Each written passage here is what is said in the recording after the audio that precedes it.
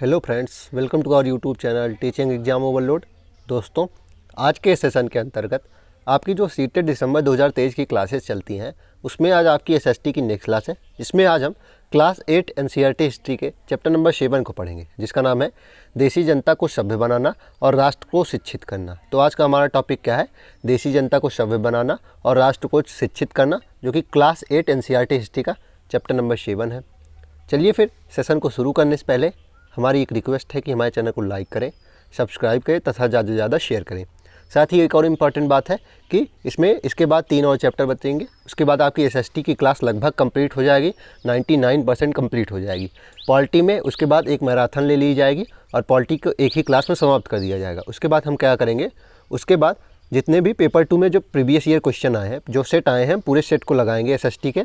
फिर हमारी क्लास में क्या होगा कि जितने भी प्रीवियस ईयर सेट हुए हैं पूरे 60 क्वेश्चन के, एक दिन में एक सेट को लगाएंगे। तो चलिए फिर इसी के साथ आज के सेशन को हम शुरू करते हैं। पहला पॉइंट इसमें है कि सन 1783 में विलियम जोन्स नाम के एक सज्जन कलकत्ता आए। तो सन 1783 में विलियम जोन्स नाम का एक सज्जन व्यक्ति कलकत्ता आया। उन्हें ईस्ट इंडिया कंपनी द्वारा स्थापित किए गए सुप्रीम कोर्ट में जूनियर जज के पद पर तैनात किया गया था। और ये किस पद पे थे? जो ईस्ट इंडिया कंपनी थी, जिन्होंने जूनियर जज के ऊपर इनको तैनात किया था, जूनियर जज के पद पर तैनात थे। कहाँ? सुप्रीम कोर्ट में। कानून का माहिर होने के साथ साथ कानून में ये माहिर थे और इसी के साथ ये भाषाविद भी थे। भाषाविद का मतलब क्या होता है? जो भाषाओं का अच्छा ज्ञान रखता हो। उन्होंने ऑक्सफोर्ड में ग्रीक और लैटिन का अध्ययन किया था। इन्होंने ऑक्सफोर्ड में ग्रीक और लैटिन का अध्ययन किया था। आगे है कि वे फ्रेंच और अंग्रेजी भी जानते थे। वे कौन? विलियम जोन्स फ्रेंच और अंग्रेजी भी जानते थे, मतलब भाषाओं का ज्ञान उन्हें अच्छा खासा था। और अपने एक दोस्त से अरबी सीखने के अलावा फ़ारसी भी सीख चुके थे। मतलब इन्होंने कितनी भाषाओं का ज्ञान रख चुके थे? ग्रीक को जानते थे, लैटिन भाषा को जानते थे, फ्रेंच और अंग्रेजी और अरबी और फ़ारसी भी सीख चुके थे। कलकत्ता में आने के बाद वे रोज़ाना घंटों संस्कृत विद्वानों के साथ बैठकर उनसे संस्कृत की बारीकियाँ, उसकी व्याकरण और संस्कृत काव्यों का अध्ययन भी करने लगे। और कलकत्ता जब वे आए तो संस्कृत भी सीखना प्रारंभ कर दिया। संस्कृत में पहले क्या सीखा? व्याकरण सीखा, क्योंकि किसी भी ज्ञान को, अगर आपको किसी भी बाहरी विषय को आपको पढ़ना है, किसी भी बाहरी भाषा को पढ़ना है, पहले आपको व्याकरण सीखना होगा। तो संस्कृत की बारीकियाँ सीखी, व्याकरण सीखा और उसके काव्यों का अध्ययन किया। आगे है, कुछ ही समय में उन्होंने कानून, दर्शन, धर्म, राजनीति, नैतिकता, अंकगणित, चिकित्सा विज्ञान और अन्य विज्ञानों की प्राचीन भारतीय पुस्तकों का अध्ययन शुरू कर दिया। कुछ ही समय बाद जो भारत की अन्य महानतम प्राचीनतम पुस्तकें थी उसका अध्ययन प्रारंभ कर दिया। आगे देखते हैं। आगे है इसी टॉपिक में, जोन्स ने पाया कि उस समय कलकत्ता में तैनात बहुत सारे अंग्रेज अफसर भी उनके जैसी दिलचस्पियाँ रखते थे। और उन्होंने ये पाया कि जैसे मैं भारतीय संस्कृति के प्रति दिलचस्पी रखता हूँ, वैसे कुछ और अंग्रेज अफसर भी हैं जो भारतीय संस्कृति के प्रति अपनी दिलचस्पी रखते हैं। हेनरी थॉमस कॉलनॉक और नेथनियल हॉलहेड भी भारतीय भाषाएं सीख कर संस्कृत व फारसी रचनाओं का अंग्रेजी में अनुवाद कर रहे थे। तो उस समय इनके अलावा और कौन कौन से थे? हेनरी थॉमस थे, कॉलनॉक थे और नेथनियल हॉलहेड भी थे। ये क्या कर रहे थे? ये भी भाषाएँ सीख चुके थे, संस्कृत भाषा और फारसी रचनाओं को भी अध्ययन ये कर रहे थे और अंग्रेजी में अनुवाद भी कर रहे थे और प्राचीन भारतीय विरासत को समझने के प्रयास में लगे हुए थे। और प्राचीन भारतीय विरासत को समझने में लगे हुए थे, प्रयासरत थे। तो इसमें प्रश्न इंपॉर्टेंट क्या बनता है? प्रश्न ये बनेगा कि जो प्राच्यवादी सभ्यता थी, अंग्रेजों में प्राच्यवादी सभ्यता के समर्थक कौन थे? तो विलियम जोन्स थे। नाम दे देगा, विलियम जोन्स दे देगा, हेनरी थॉमस दे देगा, कॉलनॉक दे देगा। चौथा ऑप्शन क्या दे देगा? मैकाले दे देगा। चौथा मैकाले देगा, या फिर और कौन सा दे सकता है? जेम्स मिल दे देगा। तो ऐसे अलग एक नाम दे देगा, जेम्स मिल का दे देगा। जेम्स मिल ने क्या किया था? जेम्स मिल ने 3 भागों में British India, history of British India नामक बुक लिखी थी ना, जिसमें हिंदू, मुस्लिम और ब्रिटिश 3 भागों में हिस्ट्री को बांटा था। तो वो भी क्या था? प्राच्यवादी सभ्यता का विरोधी था। जो भारत की पुरानी सभ्यता थी उसका विरोधी था। इसमें ऐसे प्रश्न बनेगा कि दे देगा, आपको 3 नाम दे देंगे, हेनरी थॉमस का दे देंगे, कॉलनॉक का दे देंगे, हॉलहेड का दे देंगे और किसका दे देंगे? और दे देंगे एक जेम्स मिल का दे देंगे। पूछेंगे इनमें से कौन से प्राच्यवादी के समर्थक थे? First, second, fourth, second, third, fourth, second, first, third और फर्स्ट, सेकेंड, फोर्थ। तो इसमें कौन हो जाएगा? सेकेंड, फर्स्ट, सेकेंड, थर्ड हो जाएगा। तो ऐसे इसमें प्रश्न बनते हैं। सीटेट में ऐसे प्रश्न बनते हैं। एक क्वेश्चन के एक आंसर वाले प्रश्न नहीं बनते हैं। एक क्वेश्चन पूछा जाएगा, 4 कथन उसमें देंगे, 4 कथन में पूछेंगे इनमें से कौन से कथन सही है, फर्स्ट, सेकंड, थर्ड, ऐसे प्रश्न बनते हैं। सीटेट में आसान प्रश्न नहीं बनते, पेपर 2 में इसको ध्यान रखिएगा। आगे देखते हैं। इन लोगों के साथ मिलकर जोन्स ने एशियाटिक सोसाइटी ऑफ बंगाल का गठन किया और इन लोगों के साथ मिलकर विलियम जोन्स ने एशियाटिक सोसाइटी ऑफ बंगाल का गठन किया। मोस्ट इंपॉर्टेंट पॉइंट है, इसको नोट कर लीजिएगा। और एशियाटिक रिसर्च नामक शोध पत्रिका का प्रकाशन भी किया। और इनकी पत्रिका का क्या नाम है? Asiatic research. ध्यान रखिएगा, इनकी पत्रिका का नाम एशियाटिक रिसर्च है। पूछ लेगा विलियम जोन्स के बारे में कौन से कथन सही हैं, पहला दे देगा ये एशियाटिक सोसाइटी ऑफ बंगाल का गठन इन्होंने किया। दूसरा ऑप्शन दे देगा एशियाटिक रिसर्च नामक शोध पत्रिका निकाली। तीसरा दे देगा ऑप्शन ये संस्कृति भारत की भाषाओं से बहुत ज़्यादा जुड़े हुए थे, इनका लगाव था। चौथा ऑप्शन कोई गलत दे देगा। चौथा ऑप्शन दे देगा कि ये भारत विरोधी थे। तो इसमें पूछेगा कौन से कथन सही हैं, तो इसमें कौन से हो जाएंगे? पहला सही हो जाएगा एशियाटिक सोसाइटी ऑफ बंगाल का गठन किया। एशियाटिक रिसर्च नामक पत्रिका निकाली, ये भी सही हो जाएगा। भारत की संस्कृति और भारत की भाषाओं के प्रति लगाव था, ये भी सही है।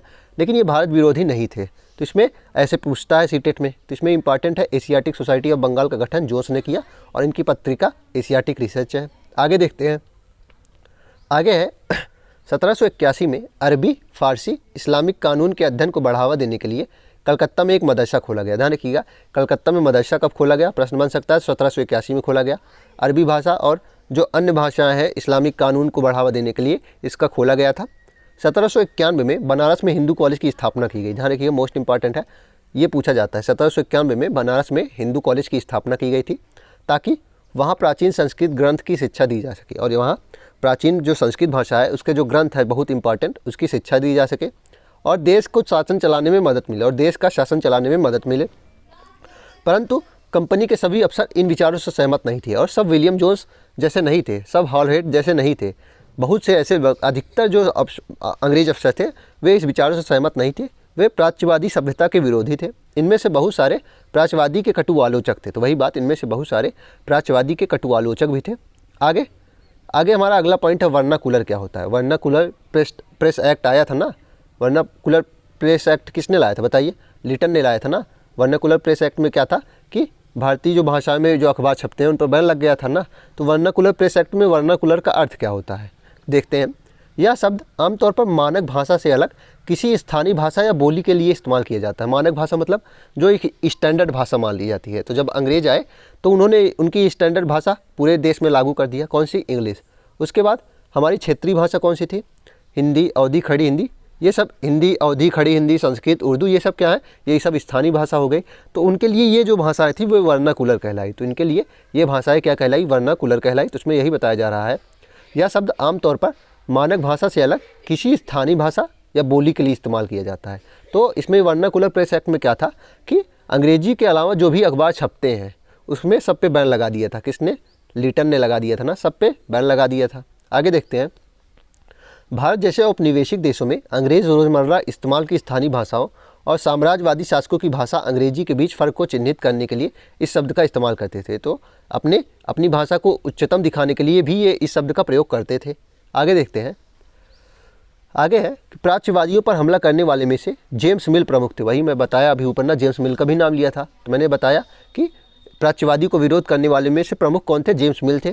उनका विश्वास था कि अंग्रेज़ों की देशी जनता को खुश करने के लिए और उसका दिल जीतने के लिए जनता की इच्छा के हिसाब से या उनकी भावनाओं को ध्यान में रखते हुए शिक्षा नहीं देनी चाहिए। उनका ये मानना था कि हमें जनता के खुश करने के लिए उनके हिसाब से हमें शिक्षा नहीं देनी चाहिए। आगे देखते हैं।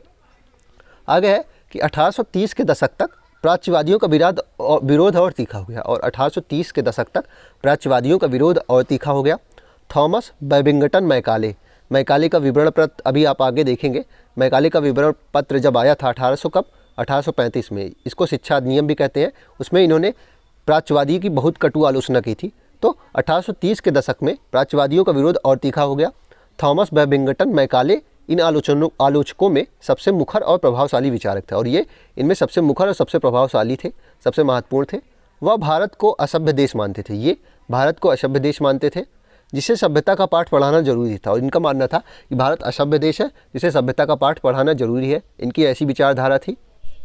आगे है कि मैकाले के मुताबिक पूर्वी ज्ञान की कोई भी शाखा इंग्लैंड की प्रगति के समकक्ष नहीं थी। इनका क्या मानना था कि जो पूर्वी ज्ञान है, मतलब जो हमारे इस एशिया महाद्वीप है, इसका जो ज्ञान है इंग्लैंड की प्रगति के समकक्ष नहीं है। इंग्लैंड की प्रगति और इंग्लैंड की जो भाषा है वो बहुत ज़्यादा इंपॉर्टेंट थी, बहुत ज़्यादा इनके हिसाब से बहुत ज़्यादा उच्च थी। मैकाले का कथन बहुत पूछा जाता है। मैकाले का कथन पूछा जाता है, इस बहुत इंपॉर्टेंट है, इसको नोट कर लीजिएगा। मैकाले का कथन कि एक अच्छे यूरोपीय पुस्तकालय का केवल एक खाना ही भारत और अरब के समूचे देशी साहित्य के बराबर है। इनका क्या कथन था? एक अच्छे यूरोपीय पुस्तकालय के केवल एक खाना ही भारत और अरब के समूचे देशी साहित्य के बराबर है। इसको नोट कर लीजिएगा, बहुत इंपॉर्टेंट है कि एक अच्छे यूरोपीय पुस्तकालय का केवल एक ही खाना। यह किसका कथन है पूछा जाएगा, पूरा कथन दे दिया जाएगा तो ये किसका है? मैकाले का है। उनका तर्क था कि भारत में ब्रिटिश सरकार को प्राच्यवादी ज्ञान पर सरकारी पैसा बर्बाद नहीं करना चाहिए था। और इनका क्या मानना था कि भारत में ब्रिटिश सरकार को जो प्राच्यवादी ज्ञान है, मतलब जो संस्कृत, उर्दू और अन्य स्थानीय भाषाओं में ज्ञान दिया जाता है, उस पर सरकारी पैसा नहीं लगाना चाहिए, क्योंकि इससे कोई फ़ायदा होने वाला नहीं है और इससे कोई फ़ायदा नहीं हो सकता है। आगे देखते हैं। आगे है कि मैकाले के मिनट्स या फिर विवरण जिसे कहते हैं के आधार पे 1835 का अंग्रेजी का शिक्षा अधिनियम पारित हुआ। और इनके आधार पे मैकाले ने 1835 में शिक्षा अधिनियम पारित किया। अपने विवरण के आधार पे इन्होंने अपना विवरण दिया था। ये फैसला भी लिया गया कि अंग्रेजी को उच्च शिक्षा का माध्यम बनाया जाएगा। ध्यान रखिएगा। अब प्रश्न कैसे पूछ लेंगे? प्रश्न पूछ लेंगे मैकाले के बारे में। इन्होंने 1835 में अंग्रेजी शिक्षा नियम अधिनियम दिया था, इन्हीं के अनुसार हुआ था। दूसरा दे दिया जाएगा कि इनके अनुसार प्राथमिक कक्षा और उच्च शिक्षा में अंग्रेजी को शिक्षा का माध्यम बनाया गया। पूछ लेगा इनमें से कौन से कथन सही हैं, एक और दो दोनों, एक सही है दो गलत है, दो सही है एक गलत है, या फिर दोनों गलत है। तो इसमें पहला तो सही है, लेकिन दूसरे में मैंने क्या बोला कि इनके दूसरा कथन क्या था कि इनके अनुसार अंग्रेजी को प्राथमिक और उच्च शिक्षा दोनों में का माध्यम बनाया गया। ये गलत है, क्योंकि इन्होंने क्या बताया है, इसको नोट कर लीजिएगा, बहुत इंपॉर्टेंट पॉइंट है। इन्होंने बताया कि अंग्रेजी को केवल उच्च शिक्षा का माध्यम बनाया गया है। जो प्राथमिक कक्षा है, जो प्राथमिक शिक्षा थी, वह उसी भाषा में, स्थानीय भाषा में चलती रहे, इनको कोई दिक्कत नहीं थी। इनका क्या मानना था, जो उच्च शिक्षा दी जा रही है वह कैसी होनी चाहिए? अंग्रेजी भाषा में होनी चाहिए। और कलकत्ता मदरसे तथा बनारस संस्कृत कॉलेज जैसे प्राच्यवादी संस्थानों को प्रोत्साहन न दिया जाए। और इन्होंने कहा कि जो संस्कृत संस्थान है, जो ये बनारस संस्कृत कॉलेज है और कलकत्ता मदरसे हैं, इनको प्रोत्साहन न दिया जाए। इन संस्थानों को अपने आप क्षरण का शिकार होते जा रहे अंधकारों के मंदिर की संज्ञा दी गई। और इन्हें क्या कहा गया कि अपने आप क्षरण का शिकार होते जा रहे, मतलब अपने आप नष्ट होते हुए अंधकार के मंदिर, इन्हें कहा गया। किनके अनुसार? मैकाले के अनुसार और अंग्रेजी अफसरों के अनुसार। अब स्कूलों के लिए भी अंग्रेजी पाठ्यपुस्तकें छपने लगी थी, और इस समय तक अंग्रेजी पाठ्यपुस्तकें छपने लगी थी स्कूलों के लिए भी। आगे देखते हैं। आगे है कि 1854 में ईस्ट इंडिया कंपनी के लंदन स्थित कोर्ट ऑफ डायरेक्टर्स ने भारतीय गवर्नर जनरल को शिक्षा के विषय में एक नोट भेजा। तो 1854 में ईस्ट इंडिया कंपनी के लंदन स्थित कोर्ट ऑफ डायरेक्टर्स जो थे, वह उन्होंने भारतीय गवर्नर जनरल को शिक्षा के विशेष के लिए, एक शिक्षा को बढ़ावा देने के लिए शिक्षा से संबंधित एक नोट भेजा। कंपनी के नियंत्रक मंडल के अध्यक्ष चार्ल्स वुड के नाम से जारी किए गए इस संदेश को वुड का नीति पत्र या फिर वुड्स डिस्पैच के नाम से जाना गया। और इसको क्या कहा गया? वुड का नीति पत्र या फिर वुड्स डिस्पैच कहा गया। इस दस्तावेज में भारत में लागू की जाने वाली शिक्षा नीति की रूपरेखा स्पष्ट करते हुए एक बार फिर दोहराया गया। इस दस्तावेज में क्या था कि भारत में लागू की जाने वाली जो शिक्षा नीति थी, उसके स्पष्ट रूपरेखा एक बार फिर दोहराया गया कि अंग्रेजी को ही उच्च शिक्षा का माध्यम बनाना चाहिए और प्राच्यवादी ज्ञान के स्थान पर यूरोपीय शिक्षा को महत्वपूर्ण बनाया जाए और उसे ही अपनाया जाए। मतलब वुड डिस्पैच कब आया था? ध्यान रखिएगा, इसमें सन इंपॉर्टेंट है, 1854 में। और इसमें भी वही बात की गई थी कि इंग्लिश और जो प्राच्यवादी शिक्षा है उसका विरोध किया जाए और इंग्लिश शिक्षा को बढ़ावा दिया जाए, अंग्रेजी भाषा का माध्यम बनाया जाए उच्च शिक्षा में। आगे देखते हैं। आगे है कि 1857 में जब मेरठ और दिल्ली में सिपाही विद्रोह कर रहे थे, उसी समय कलकत्ता, मद्रास और बम्बई विश्वविद्यालयों की स्थापना की जा रही थी। तो 1857 में जब सैनिक विद्रोह हो रहा था, तो उसी समय कलकत्ता, मद्रास और बम्बई में विश्वविद्यालय भी बन रहे थे। स्कूली शिक्षा प्रणाली में परिवर्तन के प्रयास भी किए गए थे और स्कूली शिक्षा प्रणाली जो चल रही थी उसमें भी परिवर्तन किए जा रहे थे। अगला पॉइंट है, 19वीं सदी में भारत में सक्रिय ईसाई प्रचारकों ने व्यावहारिक शिक्षा के पक्ष में दिए जा रहे तर्कों का घोर विरोध किया था। ध्यान रखिएगा, इंपॉर्टेंट पॉइंट है कि 19वीं सदी में भारत में जो सक्रिय ईसाई थे, उन्होंने जो व्यवहारिक शिक्षा के पक्ष में दिए जा रहे तर्क थे, मतलब जो अंग्रेजी शिक्षा को बढ़ावा दे रहे थे अंग्रेज, उसका विरोध कर रहे थे। ये कौन? सक्रिय ईसाई जो थे भारत के। प्रचारकों का मानना था कि शिक्षा का उद्देश्य लोगों के नैतिक चरित्र में सुधार लाना है। प्रचारकों का क्या मानना था कि जो शिक्षा का उद्देश्य होना चाहिए वह नैतिक चरित्र का सुधार लाना चाहिए, नैतिक चरित्र में सुधार लाना, यही शिक्षा का उद्देश्य होना चाहिए। और नैतिकता उत्थान केवल ईसाई शिक्षा के जरिए ही संभव है। और नैतिकता जो है, और नैतिकता का उत्थान, नैतिकता को बढ़ाना कैसे संभव है? केवल ईसाई शिक्षा के जरिए संभव है। तो इनका अलग मानना था कि ईसाई शिक्षा को बढ़ाया जाना चाहिए, लेकिन अंग्रेज सरकार इनको सपोर्ट नहीं कर रही थी। क्यों नहीं कर रही थी, अभी आप देखेंगे। 1813 तक ईस्ट इंडिया कंपनी भारत में प्रचारक गतिविधियों के विरुद्ध थी। 1813 तक इनके विरुद्ध थी, ईसाई जो प्रचारक थे इनके विरुद्ध थी कंपनी। क्यों थी? क्योंकि कंपनी को भय था कि प्रचारकों की गतिविधियों की वजह से स्थानीय जनता के बीच असंतोष पैदा हो जाएगा और लोग भारत में अंग्रेज़ों को उपस्थिति को शक की नज़र से देखेंगे। तो अंग्रेज़ इस भय से क्यों देख रहे थे? क्योंकि उनका मानना था कि अगर हम इन ईसाई प्रचारकों को उनकी गतिविधि करने देंगे तो भारत चूँकि धर्म प्रधान देश है और यहाँ धर्म को मानने वाले बहुत श्रद्धा से मानते हैं, तो एक क्या हो सकता है, विद्रोह हो सकता था। इसलिए वे इनकी बातों को नज़रअंदाज करते रहते थे। ब्रिटिश नियंत्रण वाले भू क्षेत्रों में, आगे देखते हैं, ब्रिटिश नियंत्रण वाले भू क्षेत्रों में अपनी संस्थाएं न खोल पाने की वजह से प्रचारकों ने अंततः श्रीरामपुर में अपना मिशन खोला। ध्यान रखिएगा, जो ब्रिटिश नियंत्रण वाले क्षेत्र थे वहाँ इनको खोलने की अनुमति नहीं मिली, क्योंकि इनको अंग्रेज़ों को भय था कि कोई विद्रोह ना हो जाए। इसलिए प्रचारकों ने अंत में क्या किया, श्रीरामपुर में अपना मिशन खोला। श्रीरामपुर मिशन से कहा जाता है इसको। यह इलाका डेनिश ईस्ट इंडिया कंपनी के नियंत्रण में था, या डेनिश ईस्ट इंडिया कंपनी के नियंत्रण में था। वर्ष 1800 में एक छापाखाना लगाया गया। वर्ष 1800 में एक छापाखाना लगाया गया और 1818 में एक कॉलेज खोला गया। ध्यान रखिएगा, श्रीरामपुर मिशन की स्थापना ईस्ट इंडिया कंपनी जो डेनिश की थी, डच की थी, डचों का जो क्षेत्र था वहाँ खोला गया और 1800 में एक छापाखाना खुला और 1818 में कॉलेज बना। स्कॉटलैंड के ईसाई प्रचारक विलियम कैरे ने श्रीरामपुर मिशन की स्थापना में मदद की थी। तो प्रश्न बनता है कि श्रीरामपुर मिशन में किसने मदद की थी? तो स्कॉटलैंड के ईसाई प्रचारक विलियम कैरे थे। ध्यान रखिएगा। आगे देखते हैं, ये देखिए, ये फिगर बना है किसका? श्रीरामपुर कॉलेज का। श्रीरामपुर कॉलेज कहाँ है? कलकत्ता के पास हुगली नदी के तट पर था। ध्यान रखिएगा, श्रीरामपुर कॉलेज कलकत्ता के पास हुगली नदी के तट पर था। आगे देखते हैं, आगे है विलियम एडम की रिपोर्ट। आगे क्या है? विलियम एडम की रिपोर्ट। इसको थोड़ा हम डीप में देखेंगे। 1830 के दशक में स्कॉटलैंड से आए ईसाई प्रचारक विलियम एडम ने बंगाल और बिहार के जिलों का दौरा किया। 1830 के दशक में एडम ने दौरा किया था। कंपनी ने उन्हें देसी स्कूलों में शिक्षा की प्रगति पर रिपोर्ट तैयार करने का जिम्मा सौंपा था। और इन्होंने दौरा क्यों किया बंगाल और बिहार का? क्योंकि कंपनी ने इन्हें जो देसी स्कूल थे उनकी शिक्षा में प्रगति हो रही है कि नहीं, इसकी रिपोर्ट देने के लिए कहा था इनको। एडम ने जो रिपोर्ट दी वह दिलचस्प थी। देखते हैं, एडम ने पाया कि बंगाल और बिहार में 1 लाख से ज़्यादा पाठशालाएँ हैं। एडम ने पाया कि बंगाल और बिहार में 1 लाख से भी अधिक पाठशालाएँ हैं। ये बहुत छोटे छोटे केंद्र थे, इनमें आमतौर पर 20 से ज़्यादा विद्यार्थी नहीं थे और ये छोटे छोटे थे, मतलब 20 से अधिक विद्यार्थी इसमें नहीं होते थे। फिर भी इन पाठशालाओं में पढ़ने वाले बच्चों की कुल संख्या काफ़ी बड़ी, यानी 20 लाख से भी ज़्यादा होगी। लेकिन टोटल मिला लिया जाए तो संख्या बहुत ज़्यादा हो जाती थी, 20 लाख से भी अधिक हो जाती थी। आगे देखते हैं, ये पाठशालाएँ संपन्न लोगों या स्थानीय समुदाय द्वारा चलाई जा रही थी। और ये पाठशालाएँ चलाता कौन था? जो उस क्षेत्र का संपन्न व्यक्ति होता था, जिसके पास धन की अधिक मात्रा होती थी। और जो स्थानीय समुदाय द्वारा होते थे उनसे भी चलाई जाती थी, तो इनकी सहायता से चलाई जाती थी। कई पाठशालाएँ स्वयं गुरु द्वारा ही प्रारंभ की जाती थी और कई पाठशालाएँ जो होती हैं स्वयं गुरु द्वारा ही स्टार्ट की जाती थी, मतलब जो शिक्षक होता था वही पाठशालाओं को भी चलाता था। शिक्षा का तरीका काफ़ी लचीला था। शिक्षा का तरीका काफ़ी लचीला था। आज आप जिन चीज़ों की स्कूलों से उम्मीद करते हैं उनमें से कुछ चीज़ें उस समय की पाठशालाओं में भी मौजूद थी। और शिक्षा मतलब लचीलापन जैसा चाहिए, लचीलापन आज मानकीकृत पाठ्यक्रम नहीं चाहिए ना। आज आप CDP देखते हैं कि उसमें मानकीकृत पाठ्यक्रम को क्या कहा जाता है? निगेटिव कहा जाता है। लचीलापन चाहिए पाठ्यक्रम में। और एडम ने बताया कि जो चीज़ें आज चाहिए उनमें से कुछ चीज़ें उस समय भी मौजूद थी। कहाँ? जो भारतीय शिक्षा पद्धति थी। बच्चों की फ़ीस निश्चित नहीं होती थी। बच्चों की फ़ीस भी निश्चित नहीं होती थी। छपी हुई किताबें नहीं होती थी और किताबें छपी हुई नहीं होती थी। पाठशाला की इमारत अलग से नहीं बनाई जाती थी। पाठशाला की इमारत अलग से नहीं बनाई जाती थी। बेंच और कुर्सियाँ भी नहीं होती थी। बेंच और कुर्सियाँ भी नहीं होती थी। ब्लैक बोर्ड भी नहीं होते थे। अलग से कक्षाएं लेने, बच्चों को हाजिरी लेने का कोई इंतजाम नहीं था और अलग से कक्षाएं लेने का भी इंतजाम नहीं था। बच्चों की हाजिरी भी नहीं ली जाती थी, अटेंडेंस भी नहीं होती थी। सालाना इम्तिहान और नियमित समय सारणी जैसी कोई व्यवस्था नहीं थी। और सालाना इम्तिहान और नियमित समय सारणी जैसी कोई व्यवस्था नहीं थी। कुछ पाठशालाएं बरगद को छाँव में ही चलती थी और कुछ पाठशालाएं बरगद के छाँव में ही चलती थी। तो कई गांव के किसी दुकान या मंदिर के कोने में या गुरु के घर पर ही बच्चों को पढ़ाया जाता, और कई मतलब किसी दुकान या मंदिर के कोने पे या गुरु के घर में ही पढ़ा दिया जाता था, मतलब कोई निश्चित स्थान नहीं था। बच्चों की फ़ीस उनके माँ बाप की आमदनी से तय होती थी और बच्चों की फ़ीस उनके माँ बाप की आमदनी से तय होती थी।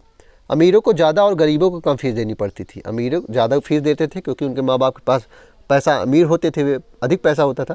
तो इसमें यही बताया जा रहा है कि जो शिक्षा में जो फीस ली जाती थी वह माँ बाप की आमदनी पर तय होती थी।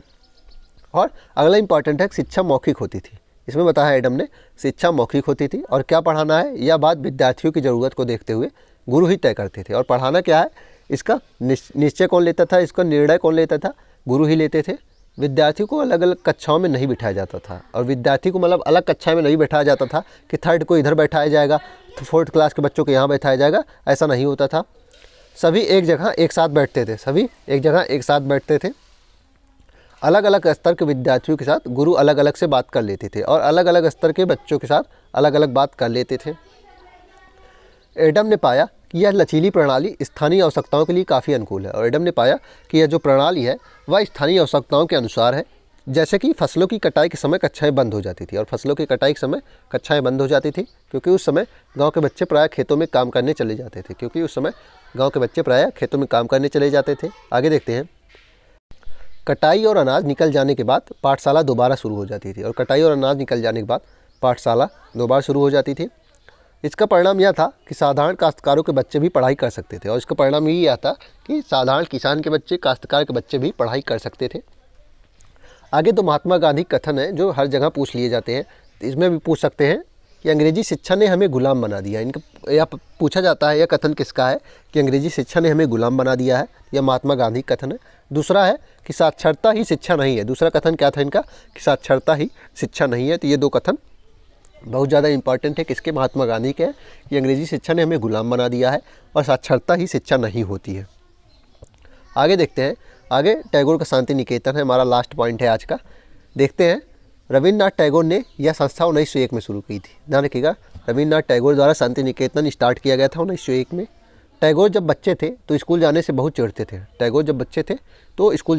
थे। वहाँ उनका दम घुटता था, उन्हें स्कूल का माहौल दमनकारी लगता था, उनका दम घुटता था। टैगोर को ऐसे लगता था मानो स्कूल कोई जेल हो, और टैगोर को स्कूल जेल के समान लगती थी क्योंकि वहाँ बच्चे मनचाहा कभी नहीं कर पाते थे। और उनका मानना था कि जो शुरुआती शिक्षा होती है उसमें बच्चे को जैसा मतलब खोजी अधिगम के अनुसार करना चाहिए। जैसे पियाजे ने बताया है कि बच्चे सक्रिय ज्ञान का निर्माता है, टैगोर भी वैसे ही मानते थे। जब दूसरे बच्चे शिक्षक को सुन रहे होते थे, टैगोर का दिमाग कहीं और भटक रहा होता। तो जब बच्चे शिक्षक की सुन रहे होते हैं तो टैगोर कुछ और ही सोचते रहते थे।